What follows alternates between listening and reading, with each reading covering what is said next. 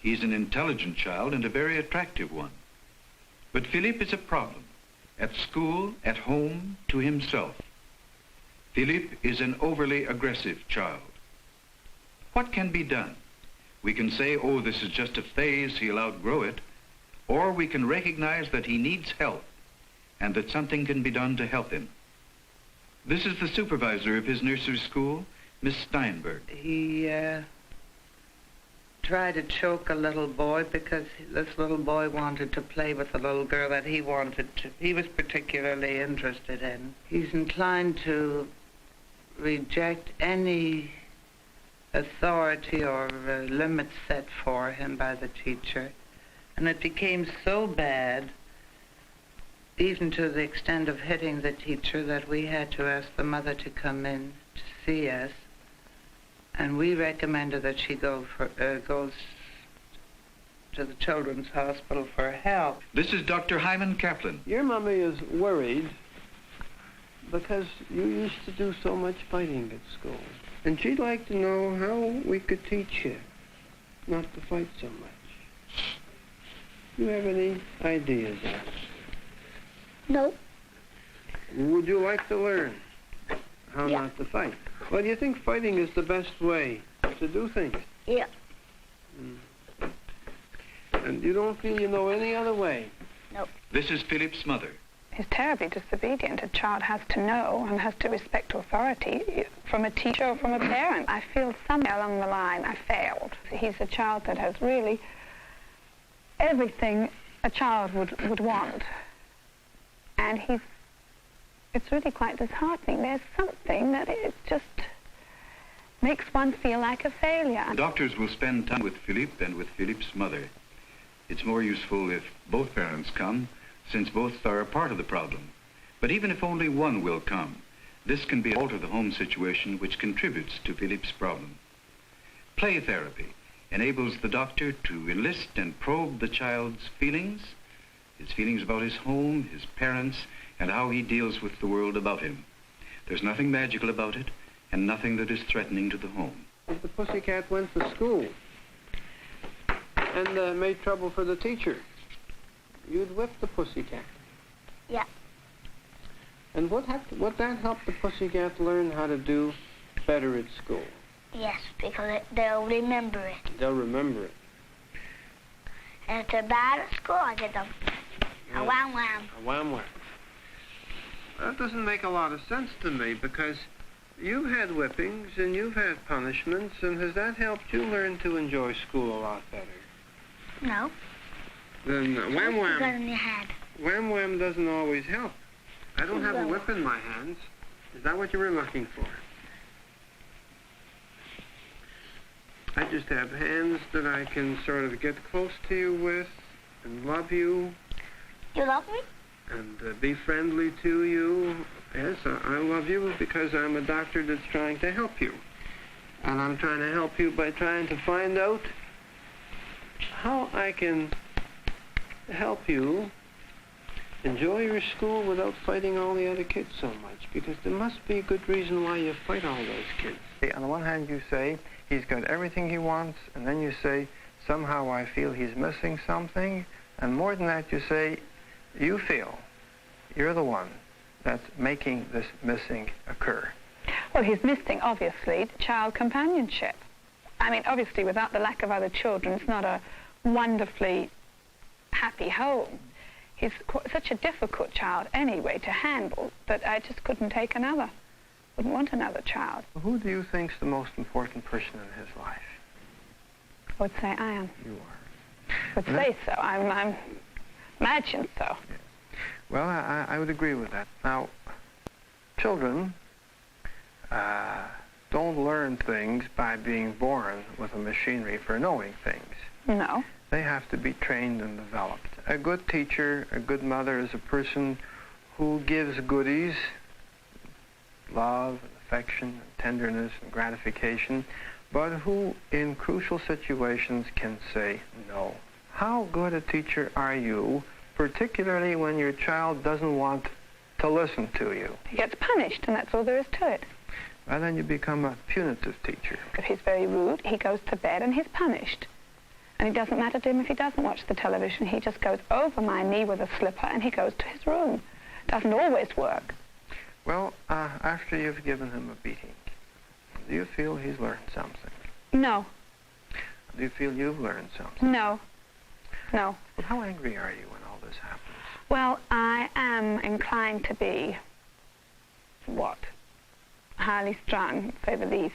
But I try desperately to handle the situation as calmly as one can. You mean you don't think you should be angry?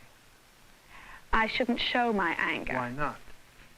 Well, it seems to me, though, that you're trying very hard to teach him, but you're also trying very hard not to teach him.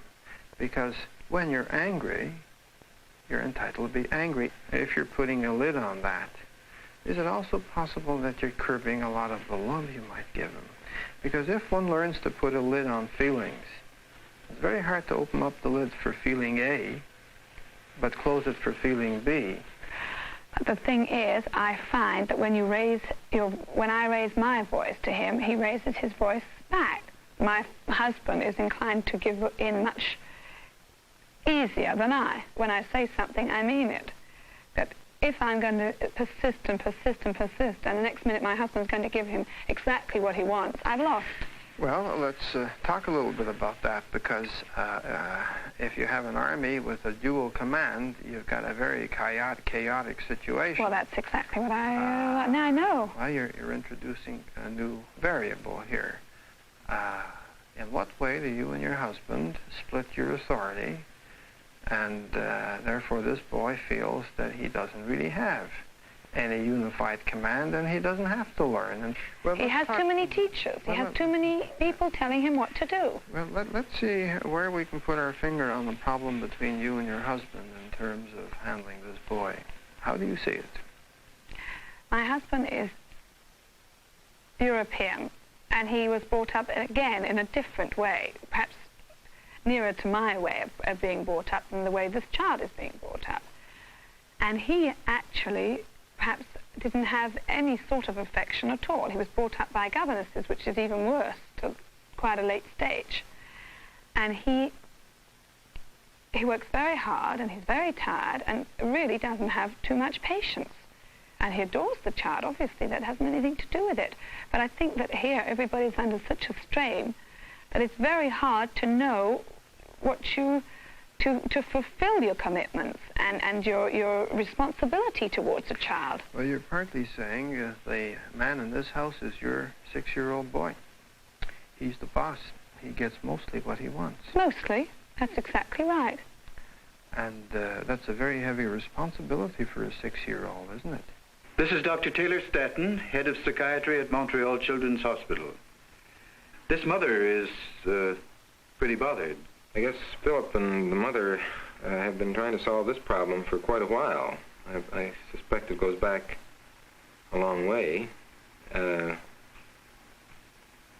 She probably has really had the feeling that she would like Philip to get going on solving his babyhood problems and runabout problems and things like that in rather a hurry, I would think. He's been shamed out of taking his time, or frightened to do the baby things at the baby time, and I wouldn't be surprised that if behind all this aggression and drive and aggressiveness is the feeling of wanting to be understood as a baby. How sick is he? Or is he sick? Philip's in trouble. He could continue to develop, and in what we call antisocial lines, where he doesn't get along with anybody, has no friends, and seems to be against any situation that he might come into, and this could certainly lead him into serious trouble. Philip, on the other hand, I get the feeling from what I've seen so far, probably has considerable strength, certainly enough to get what will take care of him and look after him in perhaps rather selfish way. How rigid a pattern is this aggressiveness of his at this age? it's not uncommon for aggression to come to the fore at this point. But not this much. Not this much, because this is quite disrupting to everybody. I just wonder, and this will be the real test, as to whether or not we're going to see any softness and babiness and lovingness come through in Philip.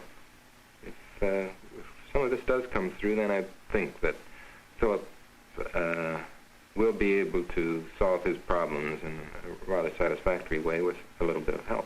Facts are one thing, feelings another. The doctor must see the problem as the mother feels it.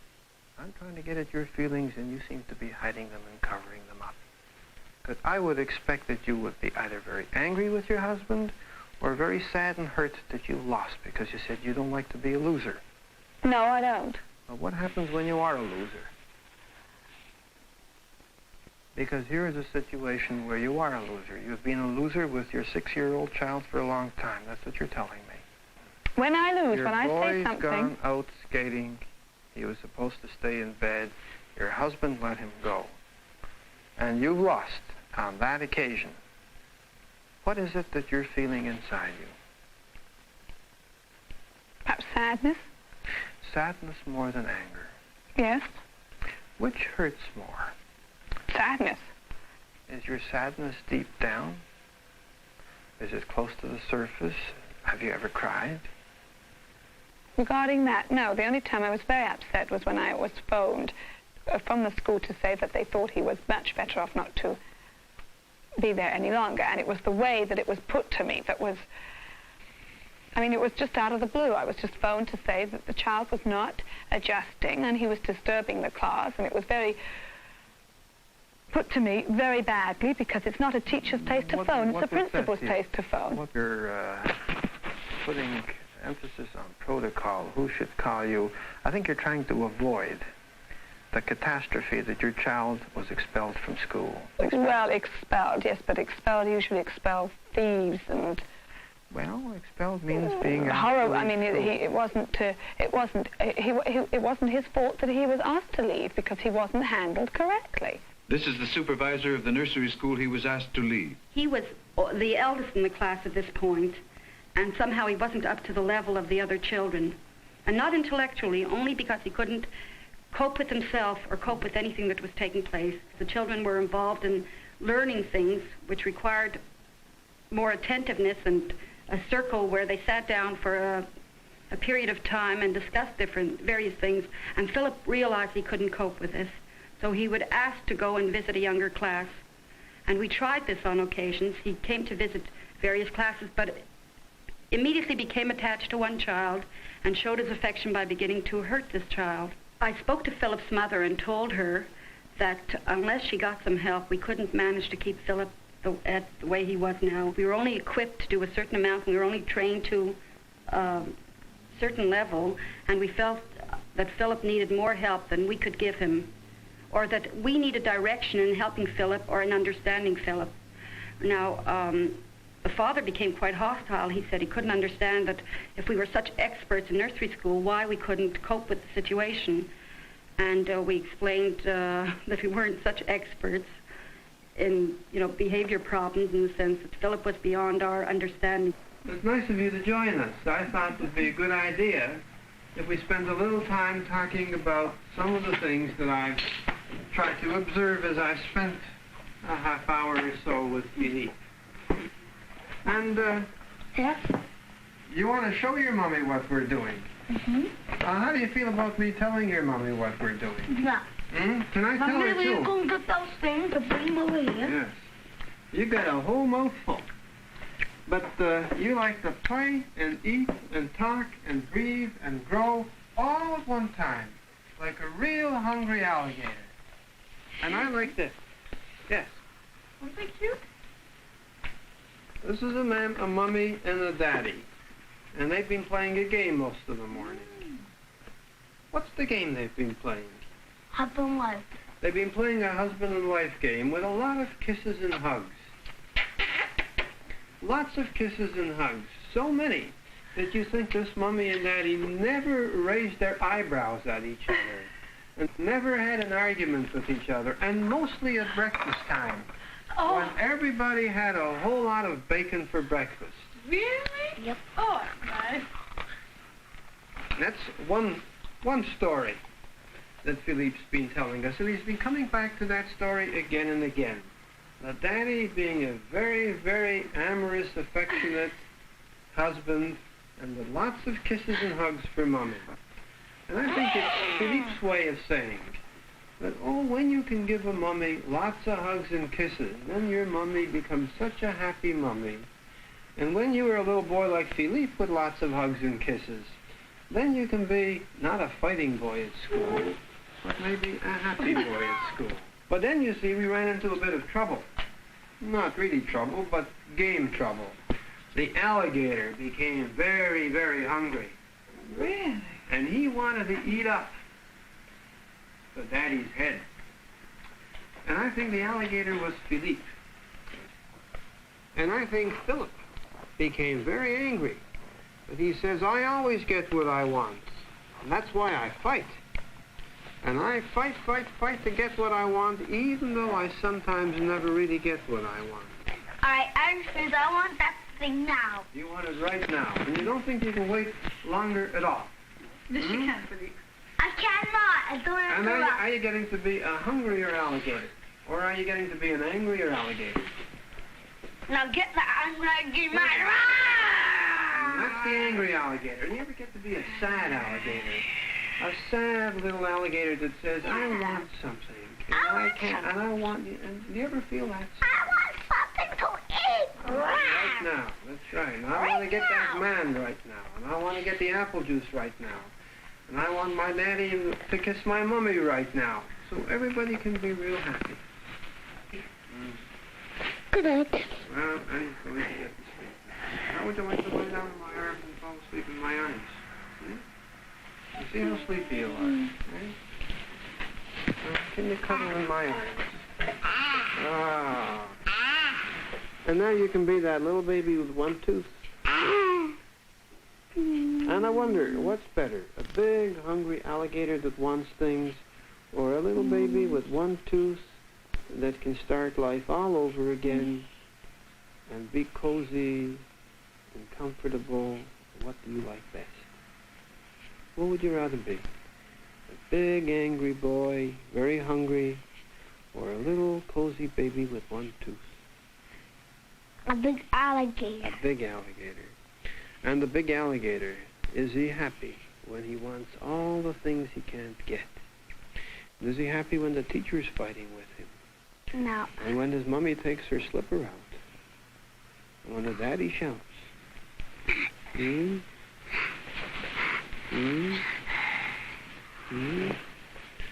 I don't think that alligator is such a happy little boy.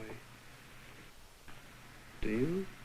I think he's a sad little boy, because he'd like to be a big boy that can go to the park, make bacon for breakfast, make his mummy and daddy happy. Hold it. Hold it. Who made this? You did? Yes? For who? Me? Would you like me to make this for you? Yeah. Because you're giving me a real big hug. You had your arm Now, here's around me, something hugging for me you. for a long time, and now you made something for me, and that's true.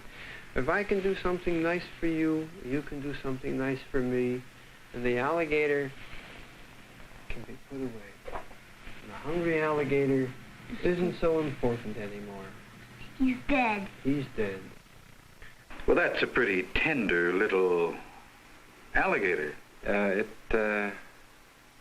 Very, very helpful to see him perform in this way, because you know that there is a tremendous need to be dependent and to be loved and to have kind of physical contact, which little boys this age should be able to have every once in a while. He's not quite as tough and as hard as he would like to, as he's tried to make people think. If he was as tough and as hard as he's made a lot of people think, he'd be in deep trouble. I don't think he's quite in as deep trouble as perhaps they felt he was at the beginning. People need some support and help as to how to handle them. He needs to be treated like a little boy a good deal of the He needs to time. be treated like a little boy and protected from the alligator that's in him, I guess. And this is best done by beginning to accept the little weak part of the little boy that's in there, which is rather lovable, but this hasn't been developed enough yet. Perhaps if the mother sees the need. She seems to be prepared to deal with this part of him again. She has the same patterns that he has in a different way, but I guess without realizing it, she's probably been exposing him to this rather aggressive way of dealing with things. The point is they need help. Oh, they need help. Yes, this family was really in a very tight jam, and they needed something or somebody to see that there were other ways of living than the way that they had been living. Otherwise, the boy couldn't have lasted in school or gone through school, perhaps. Well, this may have been his way of letting everybody know that there's something wrong, and some help had to be given to him. This is a symptom, and he's crying out to get the pain relieved, so to speak. It is 7 months later. Philip's mother talks with the psychiatrist who has dealt with the problem, Dr. June Cumberland. How do you see Philip now? Completely changed, to say the very least. How And would you describe? improved. Well, he's much more relaxed. He concentrates far more. I think his whole personality has changed entirely. Well, certainly I have been aware of the change. He was able to sit here for today for, well over half an hour without really insisting that he do a tremendous amount of things. And he could play in some kind of a constructive way. I think it's due to his schooling and due to his visits to you.